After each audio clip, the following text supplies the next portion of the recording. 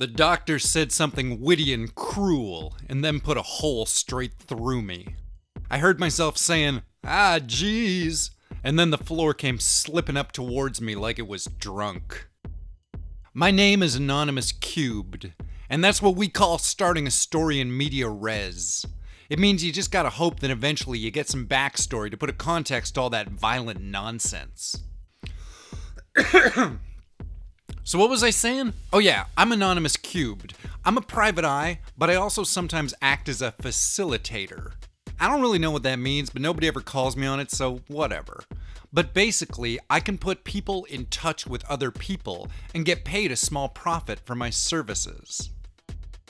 In an online chat room for lonely insomniacs who also love old monster movies, I met this guy who wanted to be surgically altered to look like one of the battle frogs.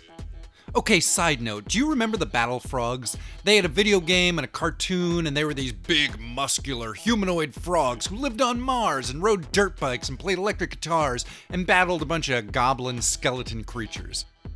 You might remember the theme song from their cartoons.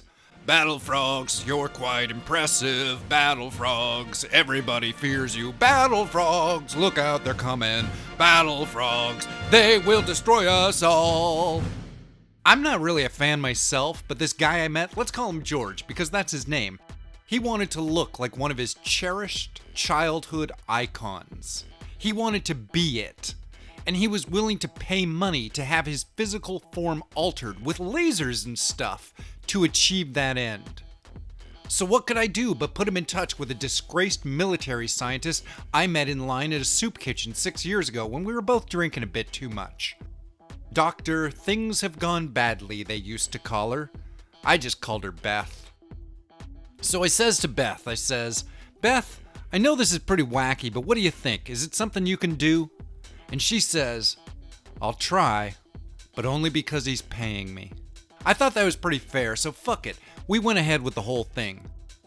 They gave George a bunch of drugs to knock him out for the surgery, and they gave me a bunch of drugs as sort of a thank you gift package, which I greatly appreciated until my hands went numb and a goblin with the president's face tried to eat my tongue out of my mouth. But you know the old saying, liquor before beer, never fear. Eat a big handful of unlabeled pills. Don't be surprised when a living nightmare consumes your mind and turns your every thought and memory into glass statues that shatter into dangerously sharp clouds of dust. But the next day I heard it on the news. Man surgically altered to look like childhood reptile hero shot dead by police in fast food restaurant. It broke my heart seeing the work of art that man had been bleeding out into the grease-stained linoleum floor. So I went to go see the doctor and find out just what had gone wrong. I arrived at the doctor's office, and that's when she shot me with the tranquilizing laser, punching a self-cauterizing wound through my shoulder, which also incapacitated me for the next half hour. I woke up in a chair. The doctor posed to transplant the beak of a duck somewhere to my body. She just couldn't decide where would be the funniest. My butt, obviously, I told her. But first you have to tell me, why'd you do it? Why'd you drive that poor man mad? He was already pretty nuts before I got to him, she insisted. When he came to with the procedures completed, he seemed to have some sort of religious epiphany. And why'd he have one of those, I asked her. Oh, she said, I shot up his midbrain with a heavy neurotoxin and gave him a sharpened battle axe. I told him that he'd been chosen by God to save a fallen world, but it would take the blood of all the innocents to purify this fallen realm. That's a little dark, I said. Yeah, well, the world can't always be butterfly burps and ice cream farts, she told me. Sometimes, shit has to get real. Why'd you do it, I asked her. Was it all just an attempt to get back in the good graces of your former employers?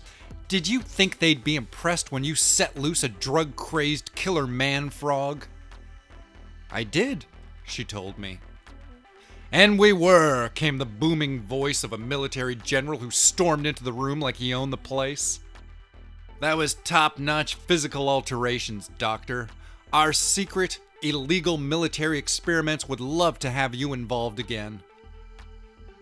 That's all I ever wanted to hear, Beth said with a smile, a single tear rolling down her cheek. How about me, I asked. Am I free to go? The general patted down his pockets. Yeah, he said finally, but only because I forgot both my silencer and my earplugs back in the car. I have a laser we could shoot him with, Beth suggested. It's quite quiet. I'd never get the smell out of my uniform, the general complained. Nah, forget it. Forget all of your old life. Your new life begins today. Neat, said Beth.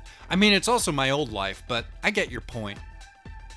Don't ruin this for us both, the general warned, and that's the last of their conversation that I heard as they headed out of the doctor's office, leaving me to wonder how I was supposed to get myself free from the chair. After a couple hours, though, I noticed that I hadn't actually been fastened to the chair in any way, so I was able to just sit up and walk away. First from the chair, and eventually from the office, and then the building, and then the surrounding area, until I was finally back home. My name's Anonymous Cubed. I'm a private eye, and I help people get to places they need to be. Though in this case, I guess I helped a guy get drawn into a murderous aspect of the secret military-industrial complex that attempts to control all of our lives on a global scale. Other times I just solve little mysteries or go on walks. You never really know what you're gonna get.